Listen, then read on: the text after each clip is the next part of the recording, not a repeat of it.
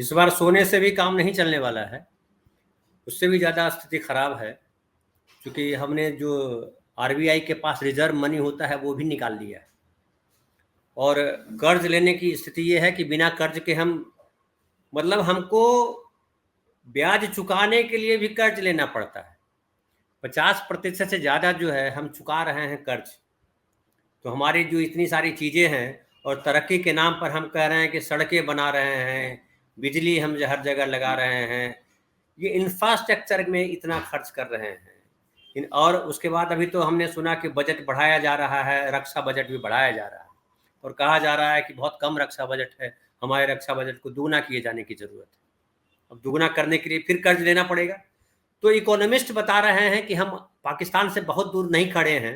आत्मजीत भाई, एक देश में मिक्स इकोनॉमी रही जो नेहरू लेकर के आए, और शायद मैं अगर अध्ययन कर पाता हूँ, मैं जो पढ़ पाया हूँ कि एक जो इकोनॉमिस्ट थे पहले नोबेल पुरस्कार विजेता, उन्होंने भी कहा था कि मिक्स इकोनॉमी जो नेहरू ने लाई वो बेहद विलक्षण इकोनॉमी है, कि आप जो है एक साथ पब्लिक सेक्टर भी है और जो है प्राइवेट सेक्टर भी है, एक हिस्सा तय किया गया है, और सरकार की मुख्य भूमिका वेलफेयर है, सरकार की मुख्य भूमिका जो है सर्विस है, सेवा है, और व्यापारियों की मुख्य भूमिका मुनाफा है। तो मुनाफा और वेलफेयर में अंतर होता है, वो समझना जरूरी है। लेकिन एक जो है एक एक वर्ग लगातार ये कहता रहा, जो आज मुझे लगता है संघ और बीजेपी के साथ खड़ा है, वो वर्ग लगातार कहता रहा कि सरकार का काम व्यापार करना नहीं है। वो जबकि व्यापार नहीं कर रही थी सरकार, सरकार सेवा सर्विस सेक्टर में थी। तो सरकार व्यापार नहीं करना है, और उसके लिए जो मनमोहन सिंह की कई हम लोगों ने आलोचना भी की कई बार, कि मनमोहन सिंह ने जो इकोनॉमी को फ्री किया और उसमें प्राइवेट सेक्टर को तो छूट दे दी, सारी तमाम सहूलियतें दे दी प्राइवेट सेक्टर को, लेकिन जो पब्लिक सेक्टर है उसको कैसे सेव किया जाए, उसको उसके लिए नीति नहीं बना पाए सही तरीके से। और आज जो नरेंद्र मोदी जी कर रहे हैं, जो कह रहे हैं कि नेहरू तो एकदम गलत थे, मनमोहन सिंह मौनी बाबा थे, हम ही हैं जो इकोनॉमी को 4 ट्रिलियन या 5 ट्रिलियन या पता नहीं कितना ट्रिलियन कर देंगे। अब 4 ट्रिलियन का भी नारा तो दिया गया था कुछ दिन पहले, बोला था, कितना सच है कितना झूठ आजकल तो ये तय करना भी मुश्किल है। लेकिन 4 ट्रिलियन में से 3.25 ट्रिलियन तो जो है आपका कर्ज है। तो कैसे चलेगा देश, क्या होगा आत्मजीत भाई? नमस्कार धनंजय जी। जहां तक आपने नेहरू की बात की और उसके बाद आपने मनमोहन सिंह की बात की, तो बीच की कड़ियां भी है, मैं जोड़ देता हूं कि वो नेहरू बनना चाहते थे पर दूरदर्शिता नहीं थी, वो शास्त्री बनना चाहते थे पर सादगी नहीं थी, वो इंदिरा बनना चाहते थे पर कलेजा नहीं था, वो राजीव बनना चाहते थे पर टेक्नोलॉजी की नॉलेज नहीं थी, वो नरसिम्हा बनना चाहते थे पर समझ नहीं थी, वो वाजपेयी बनना चाहते थे पर मर्यादा नहीं थी, और वो मनमोहन बनना चाहते थे पर डिग्री नहीं थी। ये क्या सारा बात, समअप जो है क्या आपकी बात, बातों का आ वाह। जाता है। जी जी जी। जी। तो अब मुद्दा ये आ जाता है कि पॉलिसी मेकिंग पे अगर आप आए, तो जैसे आपने कहा नेहरू की नेहरूवियन पॉलिसी थी कि पब्लिक सेक्टर और प्राइवेट सेक्टर मिलकर चलने चाहिए। अब बनिया को आप बिजनेस नहीं सिखा सकते, पंडित को आप पंडितगिरी नहीं सिखा सकते कि कैसे राशि पढ़नी है या कैसे ग्रहों का देखना है। आप किसान को यह नहीं बता सकते कि उसका फायदा किसमें, क्योंकि वो जन्म जन्मांतर से कई सौ सालों से वो कृषि के क्षेत्र में, वो अपनी जमीन को समझता है, वो अपनी मिट्टी को समझता है, वो अपनी उपज को समझता है, वो मौसम की नजाकत को भी समझता है। पर इन्होंने क्या किया, इन्होंने किसान को यह कहना शुरू किया कि ये 3 कृषि कानून तुम्हारे लिए बहुत अच्छे हैं, हम डॉक्टर हैं तुम्हारे, हम बताएंगे कि खाद को जो है वो ड्रोन से कैसे डाला जाता है और लखपति दीदी कैसे बनाई जाती है, हम तुम्हें बताएंगे कि मकबूल कीमत कैसे मिलती है कि किसान की आय दुगनी हो जाए, हम तुम्हें बताएंगे कि अगर तुम कॉर्पोरेट फार्मिंग में जाते हो और लैंड लॉक कर लेते हो तो उसका बहुत फायदा तुम्हें होगा, या जो फसल का कॉन्ट्रैक्ट है वो पहले बेचने का तुम प्राइवेट पार्टी से कर लोगे तो मंडी जाने की भी आवश्यकता नहीं पड़ेगी। तो इस तरीके के जब फायदे गिनाए जाते हैं तो वो एक कहानी याद आ जाती है कि एक कवि था, उसको किसी डाकू के घर उसके बच्चे का बर्थडे था, बुलाया गया कि आओ भाई तुम हमारी कविता बहुत अच्छी पढ़ते हो, हमारे जरा शिरकत करो और तुम्हें हम माला माल कर देंगे। तो वो कवि पहुंच गया वहां, उसने कविताएं 1 घंटा 1.5 घंटा पढ़ता रहा, बहुत वाह वाह लूटी। जब जाने लगा तो सरदार ने ये कहा कि पैसे ले जाओ भाई, तुमने मेहनत की है और इस मेहनत का तुमको ये इनाम मिलता है। उसको शर्फियां दे दी। वो बहुत खुश हुआ।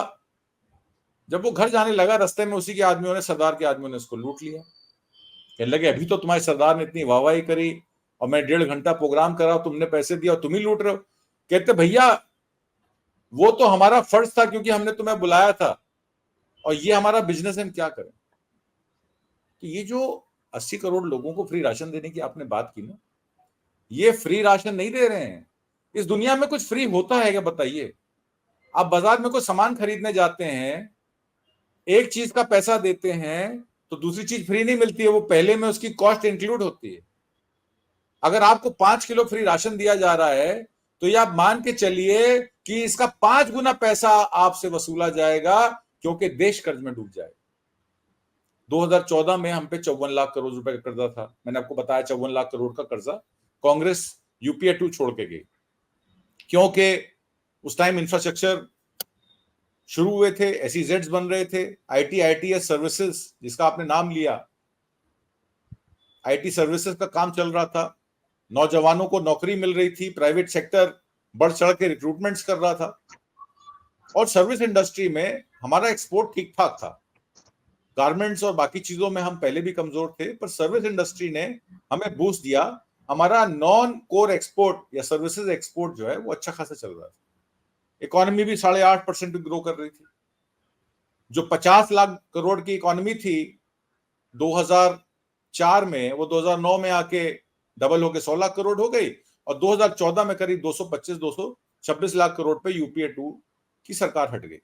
ये सरकार आई, आते ही इन्होंने नोटबंदी लगा दी, लैंड एक्विजिशन एक्ट का बिल ले आए, और उसके बाद जीएसटी लगा के फॉर्मल इकोनॉमी बनाएंगे। देश की 80% इकोनॉमी जो कैश की थी वो खत्म कर दी, छोटे लघु उद्योग खत्म कर दिए, छोटी दुकानों पे कामकाज ठप कर दिया, सह रोजगार के रास्ते सब रोक दिए, और लोगों को मजबूर कर दिया कि अपना या तो सोना बेच के गुजारा करो या पर्सनल लोन लो।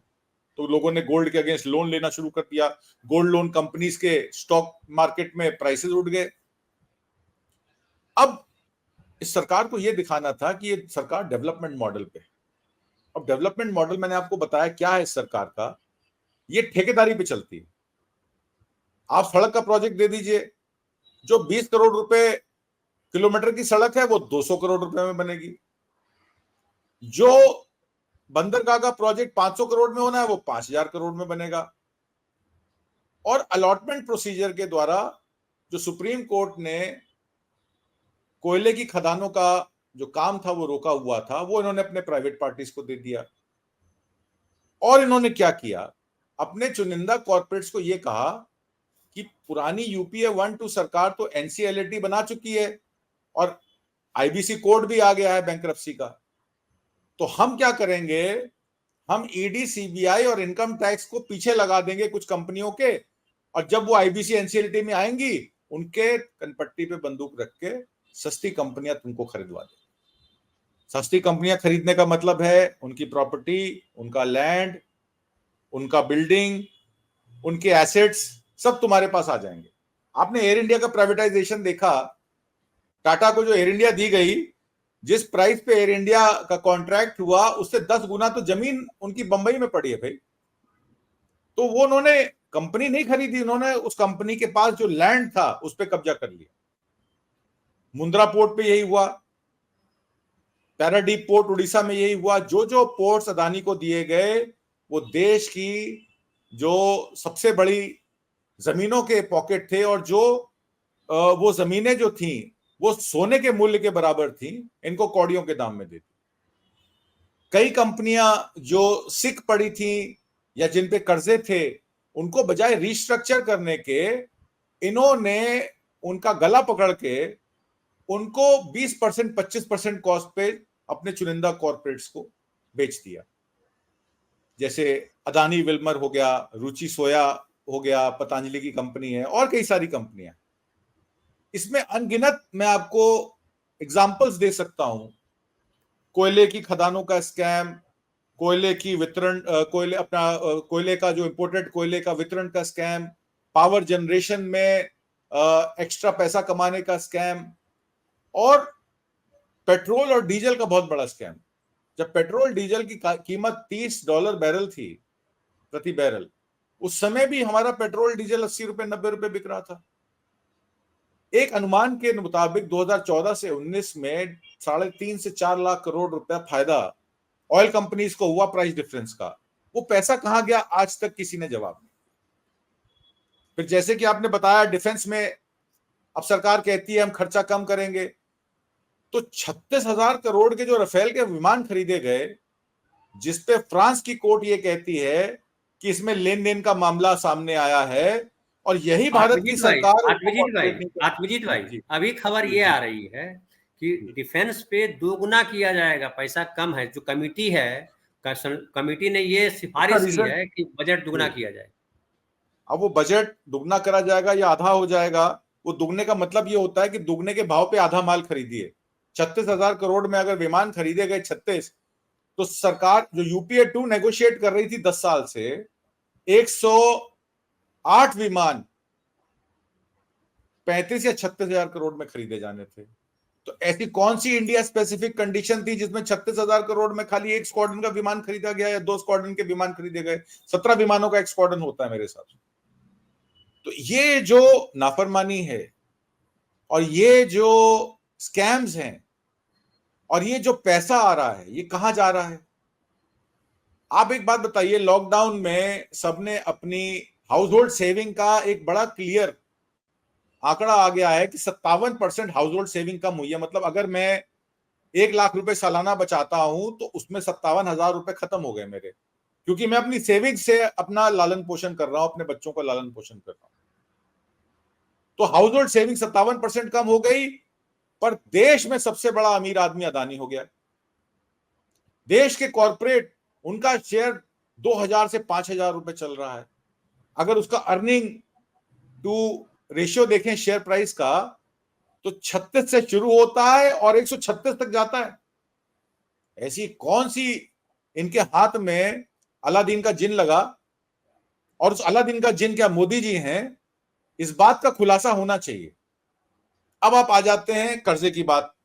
जैसे मैंने आपको बताया 54 लाख करोड़ रुपए कर्जा था, आज हमारे ऊपर 174 से 176 लाख करोड़ रुपए कर्जा है।